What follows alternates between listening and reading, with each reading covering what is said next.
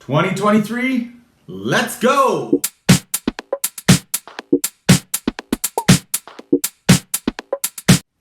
Hope you like my jazzy new intro. I promised to spice things up this year, so trying a few different things. Hope you like it. Shoot me a thumbs up if you do.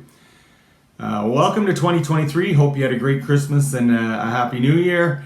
I know I sure did. Can't move forward though without looking back, and I had an amazing year last year business-wise, and I just need to thank everyone for helping me out, certainly with your family and friends, co-worker referrals.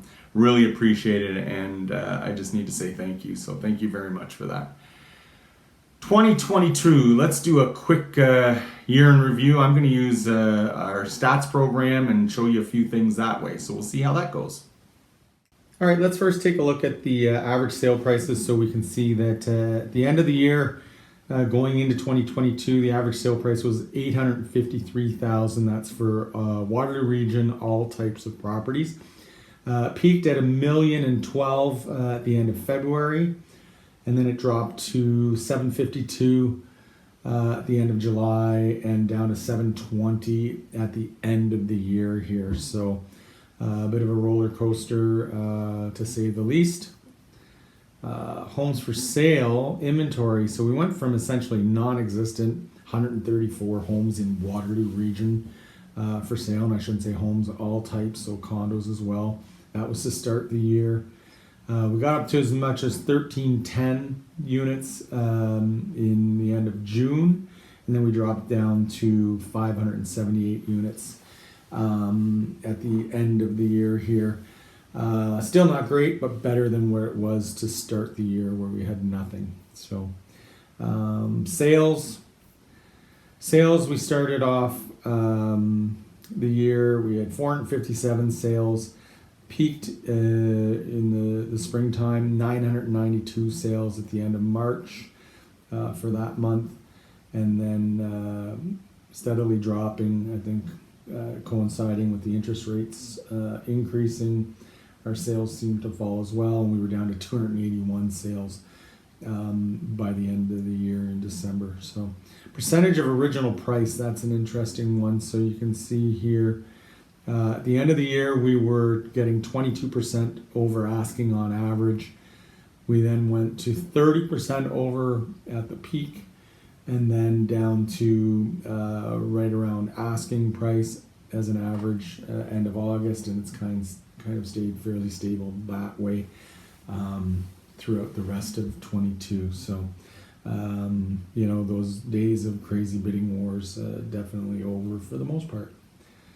Days on the market, you can see here again, we started off the year 11 days on the market, and these numbers essentially were the hold periods, basically the week hold, and then the place would be sold. From there, you can see the days on the market certainly stretched out up to 23 days, 25 days at the end of the year, and that just coincides with things taking a little bit longer, sales down, prices down, more inventory, and things slowing up that way. So quite the wild ride in 2022 for sure here. So interesting to see it graphically. So as you can see in that program, certainly lots of things you can drill down on there. I like to keep it fairly simple for the purposes of this update, but if you have any questions on anything, you want to ask me to find out your neighborhood, what's happening, your type of property, all those types of things. Like I said, I can drill down and get pretty specific on anything for you. So if you do, feel free to reach out to me, and I'm happy to help out that way. Okay, so let's take a quick look back at December. Certainly all the information is in the infographic below, but I did want to touch base on the average sale prices just to keep you up to date with that. So the average sale price overall in December was $720, down 2.1% from November. Detached was $825. That was down 1.7% from November. The semis, they were at $616,000, and they were down 4%. Townhomes, they were $609,000, and those were down 2.1%. The condos, they were at 460, and interestingly, those were up just 1% there, so at least they didn't fall, I guess, which is a good thing.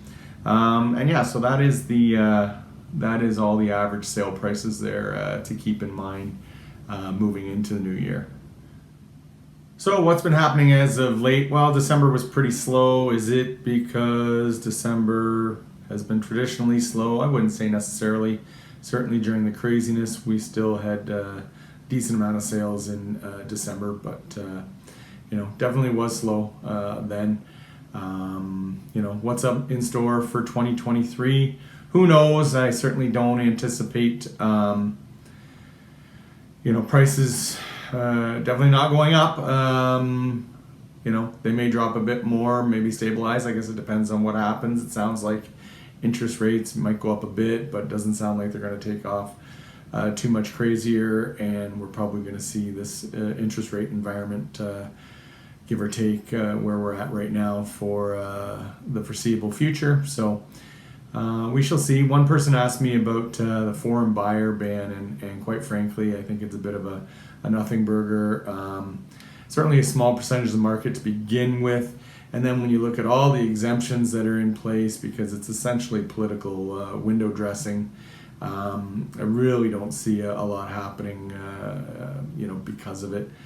Certainly there's already been a foreign buyer's tax for the last number of years, and so really I don't see it changing a whole lot that way, but we shall see. Okay, I think that's about it for this update. Certainly been long enough. I hope you have a great 2023. Certainly if you have any questions, please feel free to reach out, and by all means, if you or anyone you know is thinking of moving this year, really appreciate you contacting me. Yeah, that's about it. Have a great year, and we'll hope to see you next month.